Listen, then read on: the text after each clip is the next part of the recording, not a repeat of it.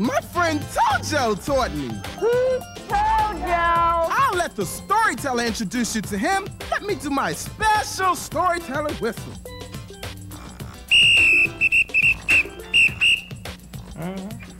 Good morning, good morning.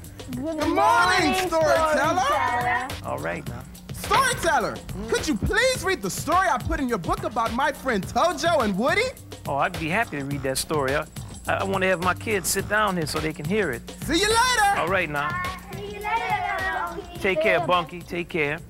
Let me just put on Grandma Junie's magic quilt. Now, y'all know I need that in order to read. Spirit can come through me the proper way. The story I'm going to read for you all is entitled Tojo and Woody Learn How to Swing. And it was written by Marcus Roberts and Joyce Kennedy. Now, I hope you all want to hear it because I want to read it. Hey, Woody, where are you?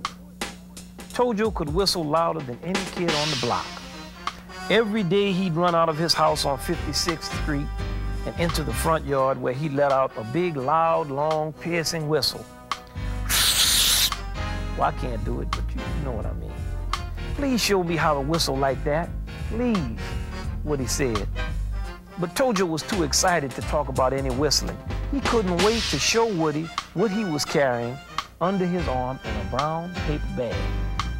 Woody saw the bag, but before he could ask what was inside, Tojo ripped the bag open to show Woody what? The trumpet that his Uncle Tim had just given him before he moved to New York City.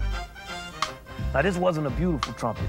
It was old, beaten with dents and a bit dusty, but Tojo was fascinated by the sound it made when he tried to play it. Well, both of the boys liked to make sounds. The louder and the noisier, the better they felt. They especially liked to beat the drums. And on most days, Tojo and Woody would steal away to the old shed in Mr. Ferguson's yard where they kept their treasured stash of homemade instruments. Let's go. I can't wait to hear how this trumpet sounds with the drums.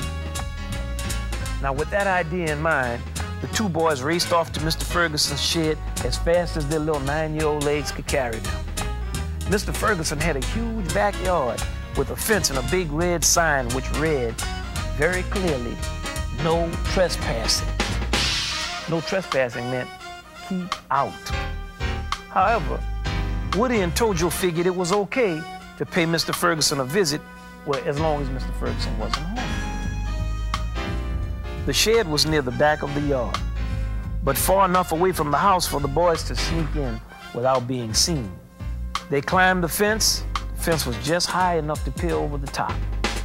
When there was no sign of Mr. Ferguson, they jumped over the top and hurried toward the shed.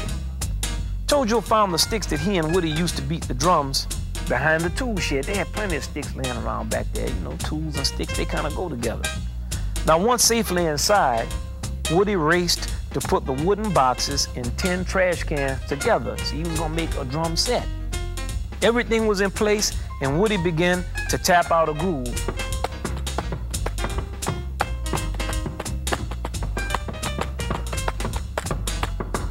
His head bobbed up and down, and he began to tap his feet.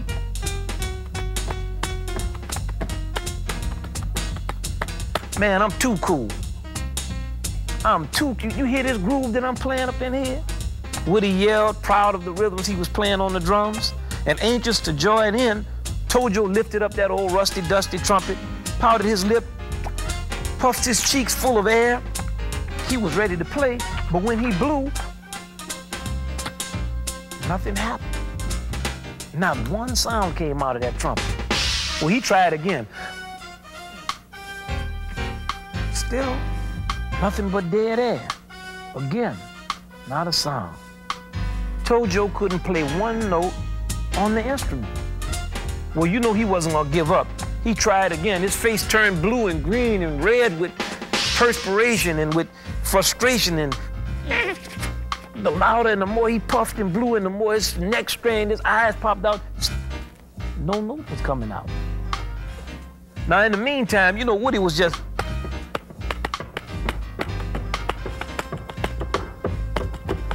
he was having such a great time, he didn't even notice what Tojo was doing. So Tojo had to whistle to get Woody's attention. Hey, man, Something is wrong with this trumpet. Tojo peered down the front of the trumpet and tapped on the mouthpiece. It was fine a minute ago. What happened? Woody asked. He was still dizzy from the smell of his jubilant drums, and to be honest, he was actually a little happy that Tojo couldn't get a sound out of that touted new trumpet. I don't know. Let me try this again, said Tojo. He lifted his lips to the trumpet, held his head high, stuck his chest out, and blew into the trumpet with more than all of his might. He tried to blow like old Gabriel at the gates of heaven. A huge, majestic sound came bellowing out of the trumpet. Boom, boom, boom, boom, boom, boom, boom, boom, boom, boom.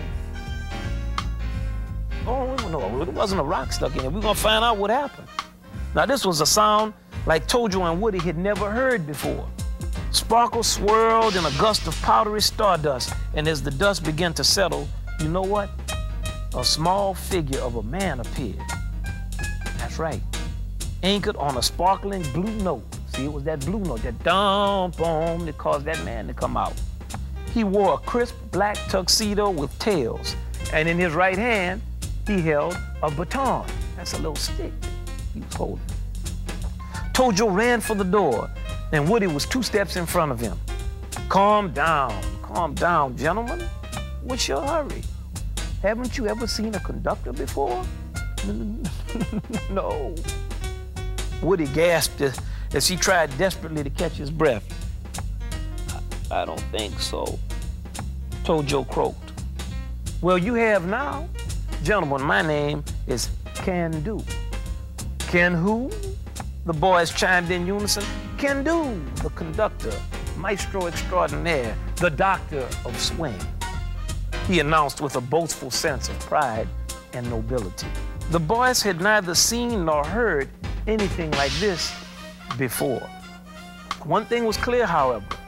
There was a lot more than music coming out of old Uncle Tim's trumpet, and Tojo and Woody wanted to see and hear just what it was that Can Do could do.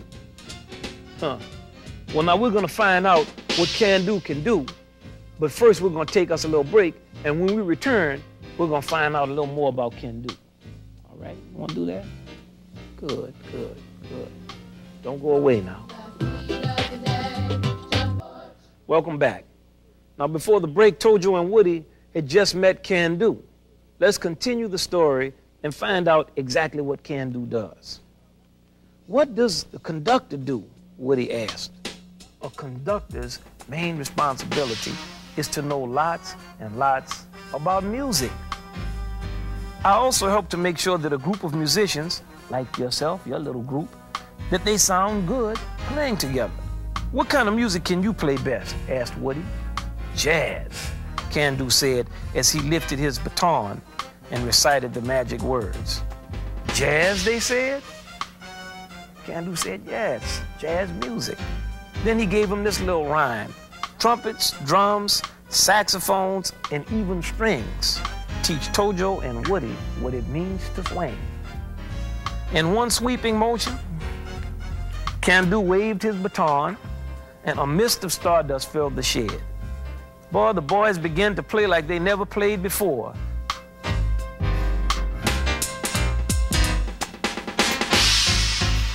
Woody on the drums.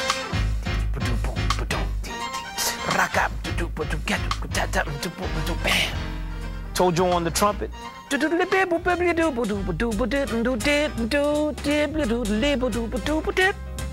And Can Do on the bass.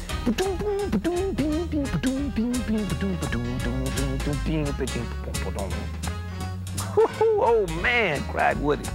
Jazz music is great. How did we do that, boy? We swinging up in here. We never sounded so good, said Tojo. Now, gentlemen, that's just an example and a small sample of how you all will sound if you practice the right way and every day. That's what Can Do told them. The same way you practice to learn how to whistle is the same way you can learn how to really swing. I like to swing, said Tojo, loving his trumpet even more now. Who is the greatest trumpet player? He asked Can Do. Oh, well, that is the great Louis Armstrong from New Orleans, Can Do replied. Yes, He was born where jazz was born, New Orleans, Louisiana. Louis Armstrong taught the whole world how to swing. And he was young when he first started to play, just a boy, just like you. And instead of having a good old beat-up trumpet with 3 valves, Louis Armstrong just had a little tin horn to play, like they sell watermelons. They say, watermelon, sweet down to the rind. Suddenly, the boys heard the swift move of heavy footsteps outside the shed. Tojo peered out the window only to see a very angry Mr. Ferguson coming their way. Well, the boys had gotten so carried away with all the music and excitement that they had lost track of the time. Closer and closer came the sound of ominous footsteps. Woody could hear his heart pounding with fear. Can do, he shouted. Save us from Mr. Ferguson. I'm afraid you'll have to learn this lesson the hard way, children. Trespassing is serious business, you know. The next time you should get permission, he scolded. Anyway, I don't think Mr. Ferguson is in the mood for a music lesson right now. I've got to go. Now remember to keep practicing every day, and whenever you're swinging, I'll be somewhere nearby, my fine young friends. On that note, Can-Do made a quick exit, disappearing as quickly as he had come. Within seconds, Mr. Ferguson burst through the door, kicking his heels high and screaming furiously. He was a big man, and to Tojo and Woody, he seemed like a giant. What are you doing here? Mr. Ferguson roared. The 2 boys dashed toward the door, managing to sprint past Mr. Ferguson before he could snatch them. If only they could make it to the fence, they thought. They both would be home free. Faster and faster they ran, never looking back as they climbed over the fence and into the arms of safety. Exhausted from all the excitement, the boys headed home.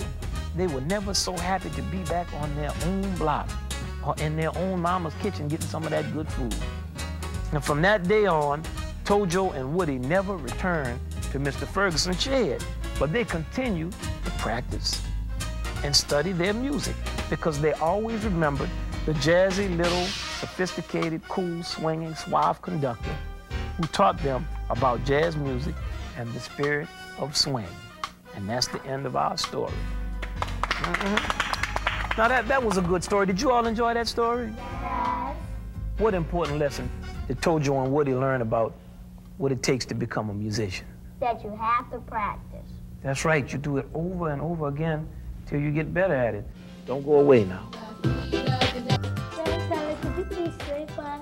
Ooh, I'd be more than happy to swing for you all. And now, you know, we said that swinging means that you have to do something together. So I'm going to introduce y'all to a friend of mine. This is Marcus Roberts on the piano. Hey, how y'all doing? Fine. Good. All right. Now we're going to put Grandma Junie's quilt away. Now, Grandma Junie liked this. This is a song by W.C. Handy. It's entitled The St. Louis Blues. And I think Grandma Junie might have even been there when he wrote this song. Okay? I don't want y'all covering your ears up. Y'all ready to swing? Yeah. Now, this is how you swing. When you hear some swing, you... Mm, mm, mm, mm.